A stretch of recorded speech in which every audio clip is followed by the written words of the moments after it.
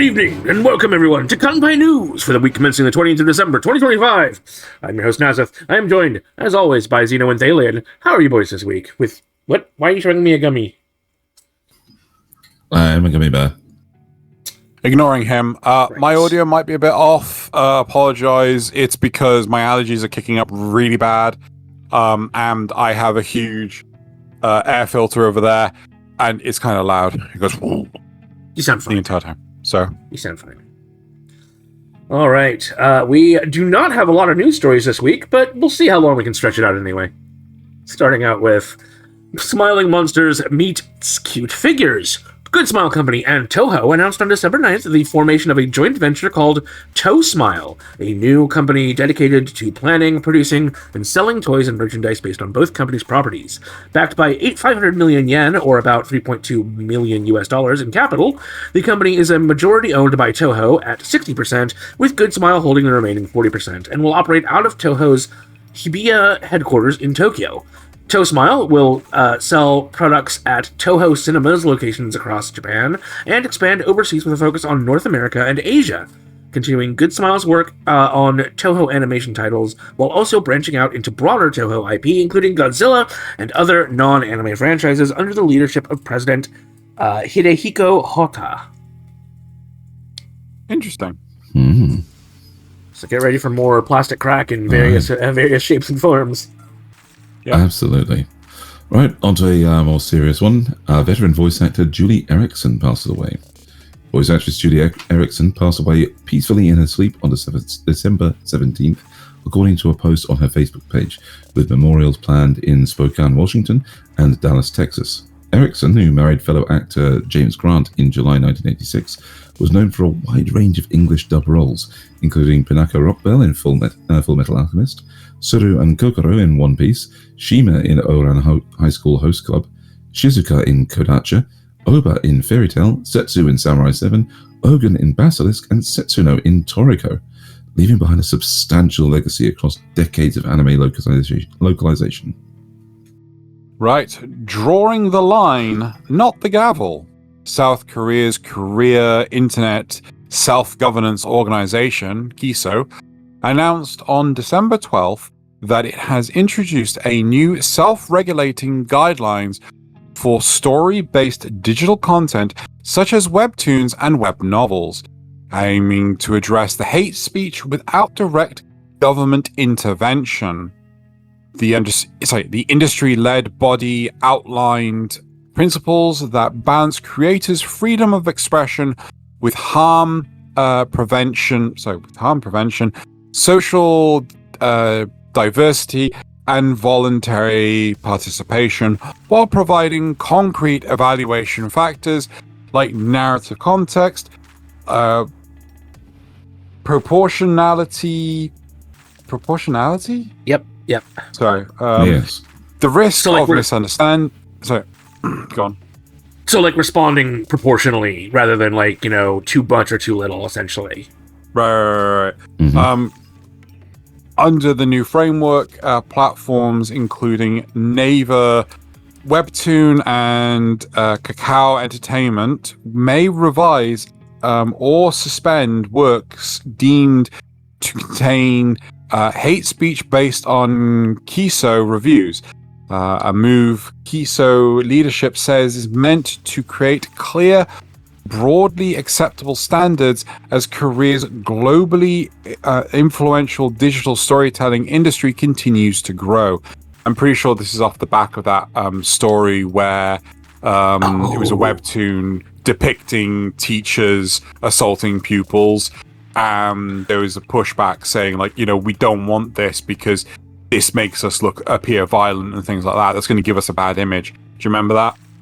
I remember that one. I also remember one where they were talking about, like, I can't remember the name, but it was like a specific type of woman who essentially preys on young men to, get money, marry a rich young man. Right. And some other stuff like that that's happened along the way. Yeah. Right. Kamui cuts to Blu-ray. Animego announced that the Dagger of Kamui anime film will receive a standard Blu-ray disc release on April 7th, 2026, separate from its earlier Kickstarter exclusive Treasure Trove edition, with the disc including the English dub, director's commentary, storyboards, and art galleries. The new release follows the success of Animego's August 2024 crowdfunding campaign, which surpassed its $50,000 goal on day one and ultimately raised nearly $120,000, with rewards shipping in December and limited copies still available. Directed by Rintaro at Madhouse and originally released in 1985, the historical adventure follows Jiro, a ninja-trained youth caught on a revenge-fueled quest tied to Captain Kidd's lost treasure that spans Meiji-era Japan and the American Old West, marking another modern reissue for a film Animego previously released on VHS, Laserdisc, and DVD. And boy, does it look like it came from 85. But also, it looks... animation. That's gorgeous. It is they did a really good job restoring this. Damn. I'm super impressed. It was also at 1.25 speed, sorry. But yeah. I kind of want this. Yep. Anyway, let's move on. Next up, Undead Unstopped, the 1-hour winter special for the television anime adaptation of Yoshifumi Tozuka's Undead Unluck manga, confirmed on Thursday that a second season has been greenlit, with Tozuka sharing a celebratory illustration alongside the announcement. The first season premiered in October 2023, ran for 24 episodes, and concluded in March 2024, and is currently streaming on Hulu. Produced by Unlimited Produce by TMS, the anime reunites much of the Fire Force staff, including director Yuki Yase at David Production, character designer Hideyuki Morioka, and composer Kenichiro Suehiro, and follows the chaotic partnership between Fuko Izumo, whose unluck brings deadly misfortune, and Andy, an immortal man searching for the perfect way to finally die.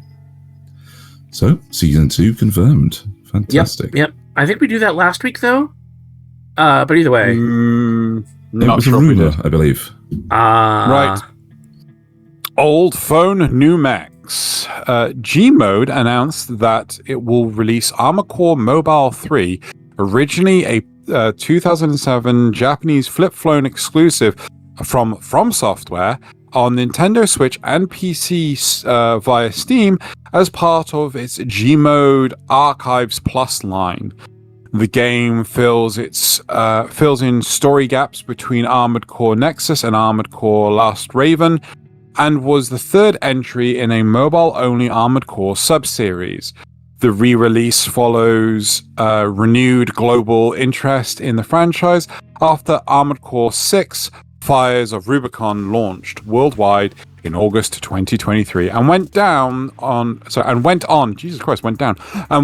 to win Best Action Game at the Game Awards later that year.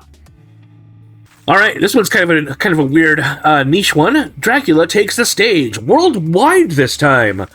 The all-female Takarazuka Review announced that its Castlevania stage play adaptation, Akumajo Dracula, Gekka no Kakusei, or Castlevania Moonlit Awakening, is now available worldwide on video on demand, excluding Japan, through March 31st, with tickets on sale until the same date.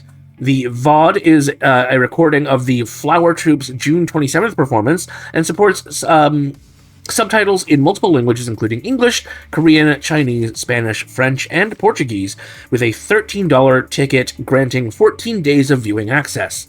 Directed and scripted by Kei Suzuki, the production ran earlier this year at the Takarazuka Grand Theater and later in Tokyo, starring Sena Tawaki and Misaki Hoshizora, and follows the troupe's recent trend of high-profile game adaptations after its Final Fantasy XVI musical in 2024.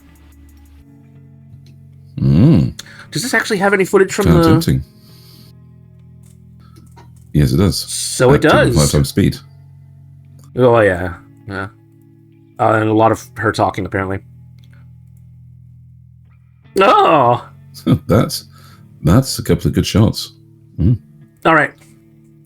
Does look impressive. Interesting. Interesting. Finally. Yamato goes full Tokusatsu touch.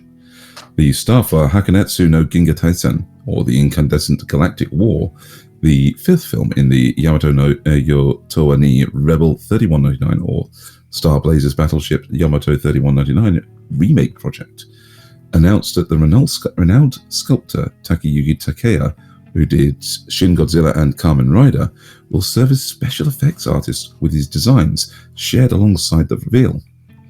The film opens in Japan on February 20th and follows October's fourth entry, or Mizuiro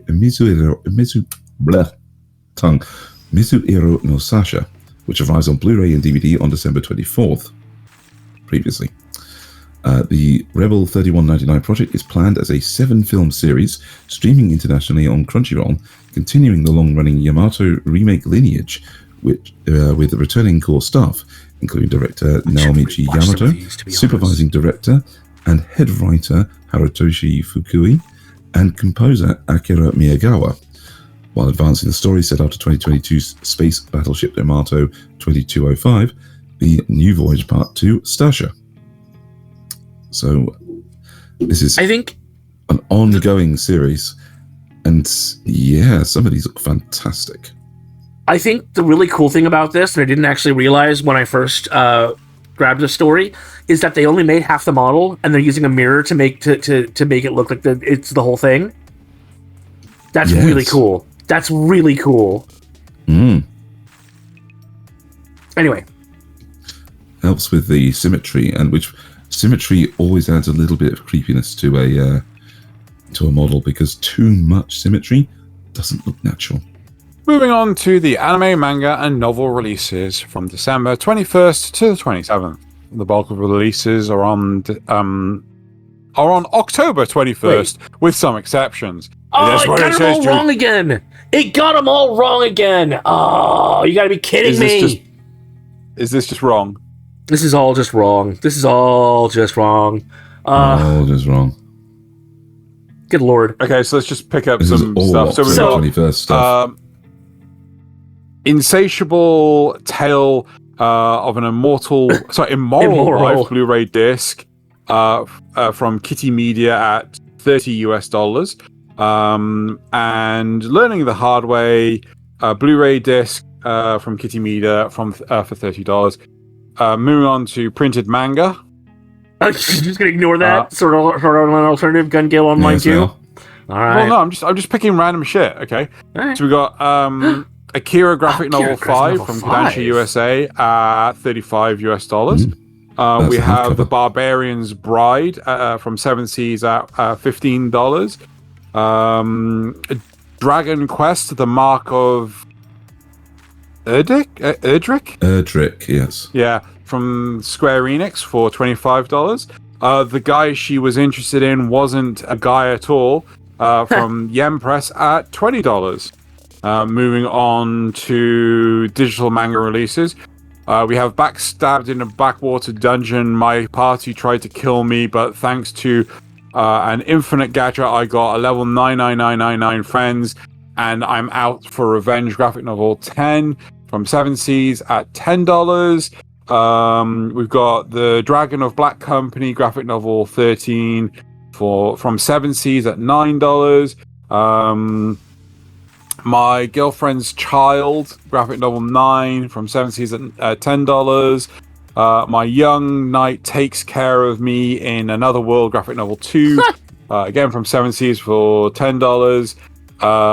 And Touched by Twilight graphic novel 1 from Tokyo Pop at $10. Moving on to printed novels. Wow, this is a very long list.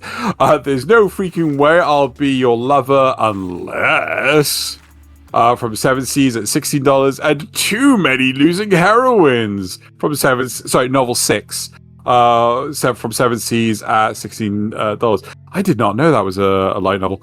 And then in digital novels, we have I'm the Heroic Knight of an Intergalactic Empire from Seven Seas at $10. What? It's a sequel. Oh! Yes. Okay. I'm the Heroic Knight of an Intergalactic Empire, novel 4, from Seven Seas at $10. Hell Mode, novel 11, from J Novel Club at $8. And The Mythical Hero, The Mythical Heroes Otherworld Chronicles, novel 13, from J Novel Club at $8. And I had to completely guess ad-lib the fuck out of that. Guess I'm gonna have to keep a closer eye on the intern again. Swear. Smack it upside the head. Right. We have Until its eyes bug out. we have a few facts and rumors this week. Not nearly as many as last time, but you know, it's everyone's favorite part. So I'm glad we still have a few. Starting out with Fair Ends Beyond Journey's End. Season 2 will only be 10 episodes. Ooh, gosh. This is, thankfully, a rumor. There is no official confirmation from the anime's production committee or Madhouse that Season 2 will be exactly 10 episodes. All official info so far confirms the season's premiere date on January 16th, 2026, and that it's in production. Recent reports and industry posts on X from leakers like Sugoi Light claim the season is listed with a 10-episode count, but this comes from unofficial sources and hasn't been confirmed by the studio or broadcasters. Fan discussions and analysis suggest that 10 episodes might only cover part of the story arcs, and it's possible that the season could be structured as a single core or split, but this is speculative without any official episode list. Yeah. Viewers who paid attention to Kanpai News from the 22nd of December will realize that this was a rumor we had then. So, for people I wanted more, to put it in again, only because I've seen it a lot more. It popped up again. Since, yeah. Although I would say, if they only have 10 episodes worth of content, I would rather they just do 10 episodes than try to stretch it out to a full 12 or 13. Of course. Absolutely. Next up, Ruri Dragon is getting an anime adaptation, and this is a fact. Mm-hmm. Yes, a TV anime adaptation of the manga Ruri Dragon has been officially announced. The announcement was made on December 28th, 2025, so literally the day of recording for us, and confirmed by multiple reputable anime news outlets. The anime will be produced by Kyoto Animation, marking a rare jump adaptation by the studio. Jump as in the publisher. As of now, no release date, broadcast window, or staff/cast lists have been officially revealed. This information comes from an official announcement and is not based on speculation. I'm pretty sure the announcement was actually before December 28th. It's really interesting because, as far as I know, there's only 2 volumes of the manga that's currently out. So, no. According to this, there's 4. But still, it's very interesting that they've already gone for an anime adaptation so soon. Yeah. So I'm wondering if it's going to be like, we're not going to see it for like 3 or 4 years because they're waiting for the manga to build up first. But I mean, if it's at 4 volumes, they probably only have to wait a couple of years. Sorry, maybe a year, maybe 2. Right. Anyway, and then the last fact or rumor for today. One Punch Man Season 3 is getting a second core, and this is a rumor. There are online posts and leaks suggesting a second core of One Punch Man Season 3, but no official statement from the studio or production team has confirmed this. Right? Yeah, I saw some memes about this, and so I thought it was real. There you go. Yeah. So, but like I've not watched Season 3, so I have no idea how it goes or how it plays out or anything. But there's got to be room for. Of course. Yeah, more. There's so much more story. Yeah. There really, really is. Hasn't even finished actually writing it yet, as far as I know. Yeah. Anyway, right, that's it. Yep, that does it for the news this week. Make sure you stay tuned later this week for Kanpai Cast, where unfortunately we're not doing another game show. We're just talking about shows that break their own rules. Definitely not us. We would never do that. Never. And then hopefully we see you back here next week for more news. News. News.